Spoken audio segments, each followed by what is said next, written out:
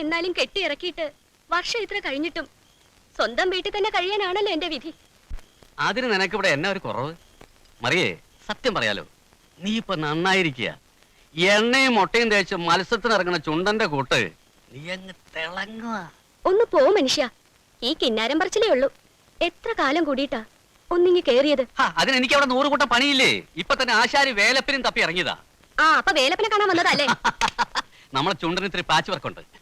നിങ്ങൾക്ക് എപ്പോ നോക്കിയാലും ചുണ്ടന്റെ വെള്ളത്തിന്റെ കാര്യമല്ലേ പറയാനുള്ളൂ. ഇങ്ങനെയൊക്കെ പറഞ്ഞു കഴിഞ്ഞാ എങ്ങനെയാ? ഇത് നോക്കിയേ, നോക്കിക്കേ. വേണമെങ്കിൽ ചില്ലിടിച്ച് ചെമരി തൂക്കിക്കോ. ഞാനൊരു ടീം ക്യാപ്റ്റനായതിനു ശേഷം ആദ്യമായിട്ട് എടുത്തതാ. എങ്ങനെയുണ്ട്? കൊള്ളാം, കൊച്ചു ചെറുക്കനായിട്ടുണ്ട്. അതിനെന്നാ, ഈ പ്രായമൊക്കെ പ്രായാണോ? ഇനി സമയം കിടക്കല്ലേ? കുഞ്ചറിയ, ഇത് ഞാനൊരു ഭാഗത്ത് ചൂരിലുള്ള സമയമായില്ലേ?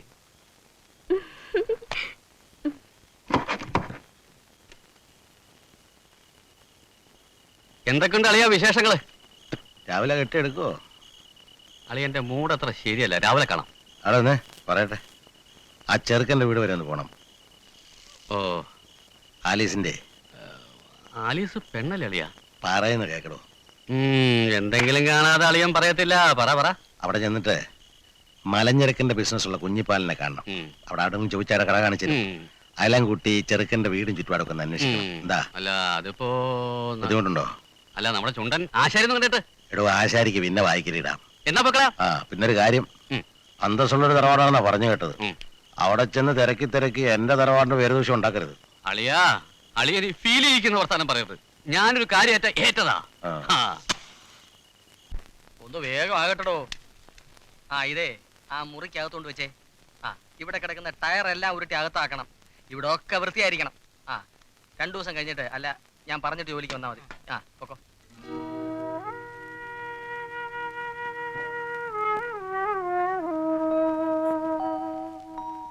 അപ്പച്ച, അപ്പച്ചനത് എന്തു പറ്റി? ഞാൻ 1-2 ദിവസമായിട്ട് ശ്രദ്ധിക്കുക. കാര്യങ്ങളെല്ലാം അപ്പച്ചൻ പറഞ്ഞ പോലെ തന്നെ നടക്കാൻ പോവില്ലേ? പിന്നെ എന്തിനായി പ്രയാസപ്പെട്ടിട്ടിരിപ്പ്? ഞാൻ നിന്നെ കുറിച്ച് ചിന്തിക്കുകയായിരുന്നു. നിന്റെ മോഹങ്ങളും ആഗ്രഹങ്ങളും ഒക്കെ മാറ്റി വെച്ചിട്ട് വലിയൊരു ത്യാഗമല്ലേടാ നീ ചെയ്യുന്നത്. നീ എന്നെ ശപിക്കരുത് ജോർജുട്ടി.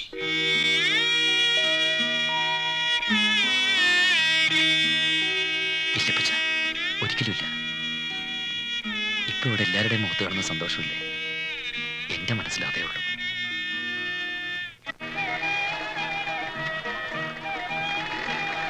അധ്വാനിക്കേ സഹോദര, അധ്വാനിക്കേ. കൂലി മേടിക്കുന്നതല്ലേ. വേഗമാകട്ടെ. ഹലോ, വരണം. ഞാൻ കുഞ്ചറിയ. ചീരങ്കണ്ടത്ത് ഇട്ടിയച്ചെന്ന് കേട്ടിട്ടില്ലേ? കേട്ടിട്ടുണ്ട്. അദ്ദേഹം എന്റെ അളിയനാ. ഈ പറ്റപ്പള്ളി ഔഷപ്പച്ചന്റെ വീട് എവിടെയാ? പിന്നെ നമ്മള് ആരാ? ഓ, അത് പറയാൻ പറഞ്ഞല്ലോ. ഞാൻ 2 ചുണ്ടൻ വളത്തിന്റെ ക്യാപ്റ്റനാ. 3 വർഷമായിട്ട് അമരത്തിലാ. ഈ ഔഷപ്പച്ചന്റെ വീട് എവിടെയാ? ഇവിടുന്ന് നേരെ പോയാൽ ജംഗ്ഷനാ. അവിടുന്ന് വലത്തോട്ട് തിരിഞ്ഞ് ഇടത്തോട്ട് പോയ ഔസപ്പച്ചന്റെ വീടായി. ഇടത്തോട്ട് തിരിഞ്ഞ് വലത്തോട്ട് പോയാ ഔസപ്പച്ചനെ കാണാനാണോ? എന്താ കാര്യം? ആലീസ്, ഒരു കല്യാണാലോചന. അവരുടെ ചുറ്റുപാടൊക്കെ ഒന്ന് അറിയണം. ചുറ്റുപാടൊക്കെ നല്ല ക്ലീനാ. വന്നാ ഞാൻ കാണിച്ചുതരാം. സാർ ഞാൻ എവിടെയോ വെച്ച് കണ്ടിട്ടുള്ള പോലെ. പുന്നമട കായലിൽ വള്ളം കളിക്ക് വന്നായിരുന്നു. വന്നിരുന്നു, കാണാനല്ല. പൊട്ടക്കുളം ചുണ്ടന്റെ അമരത്തിൽ ഞാനായി വിരിഞ്ഞ മാറും കാണിച്ച് തലയിൽ ഒരു കെട്ടും കെട്ടിയുള്ള നിപ്പി ഞാൻ ഇപ്പോഴും ഓർമ്മിക്കുന്നു.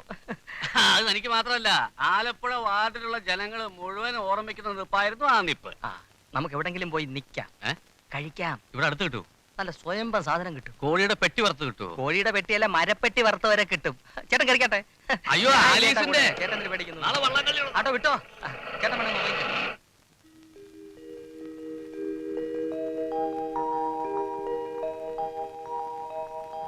പറഞ്ഞതുണ്ടല്ലോ.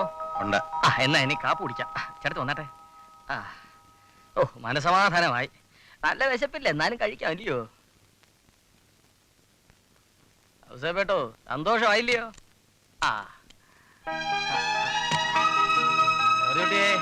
ഞങ്ങള് പോണോ നിക്കണോ?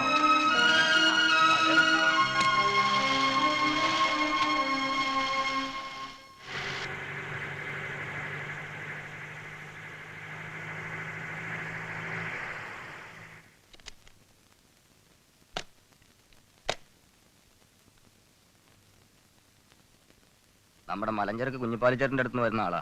ആ ഒരെഴുത്ത് തന്നയച്ചിട്ടുണ്ട്.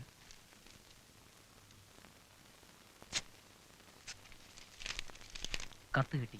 വരാൻ കഴിയാത്തതിൽ വിഷമമുണ്ട്. അതിരിക്കട്ടെ. നമ്മുടെ ചുറ്റുവട്ടത്തു നിന്ന് മോൾക്കൊരു ആലോചന വന്നപ്പോൾ ഒന്ന് വിവരമറിയിക്കാമായിരുന്നു. കടം കൊണ്ട് മുടിഞ്ഞ് ദീപാവളി വിളിച്ച പറ്റപ്പള്ളിയിൽ ഔസേപ്പിന്റെ മകനെ കിട്ടിയുള്ള മോൾക്ക് ആലോചിക്കാൻ.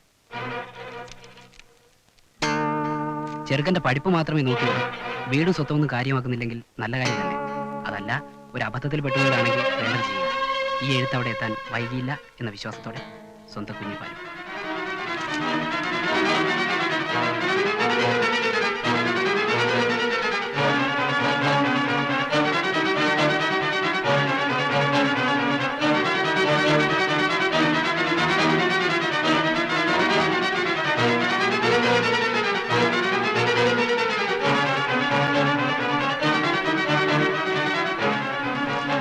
താൻ വയ്ക്കോ, കുഞ്ഞിപ്പാലിനെ കണ്ടോളാൻ പറ.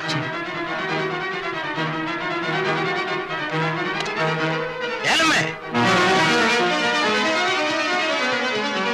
ഏലമ്മേ, എടി ഏലമ്മേ. എന്നാ എന്തേടി അവനെ എന്നിട്ട് തിരക്കുണ്ടെന്ന് പറഞ്ഞ് വെളുപ്പിനെ പോയതല്ലേ? പട്ടി അവൻ എന്റെ വീട്ടിൽ കാലെടുത്ത് വെച്ചത് ഞാൻ കേൾക്കരുത്. ഇതെന്നാ പറ്റി? എന്നാ പറ്റിയെന്നോ വായിച്ചു നോക്കണി.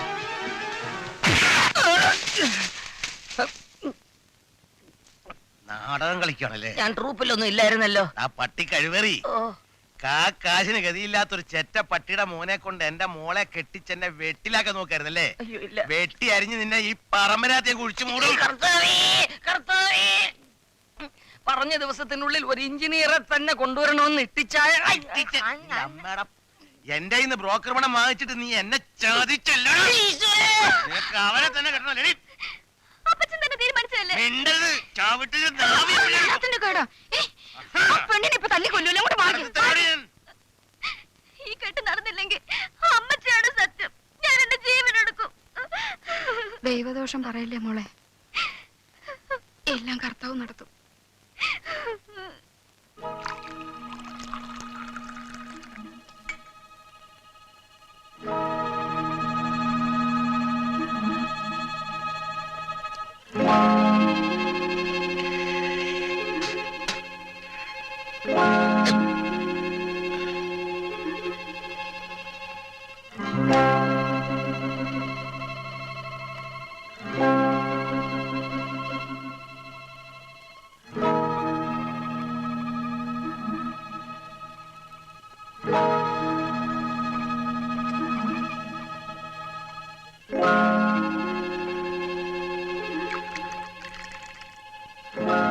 എന്താടി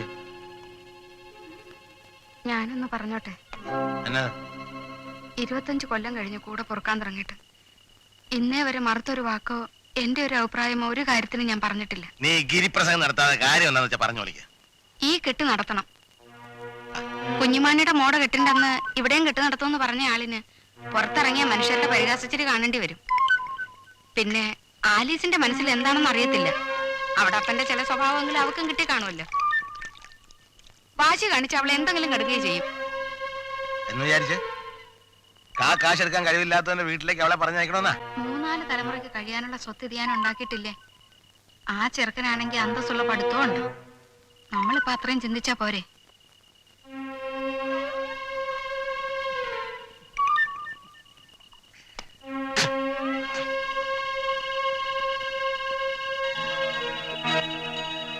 ഈ കെട്ട് മുടങ്ങിയെന്നറിഞ്ഞ ഇനി ഒരു ആലോചനയും കൊണ്ട് വരുന്നവർ ഇങ്ങോട്ട് കയറാൻ മടിക്കും.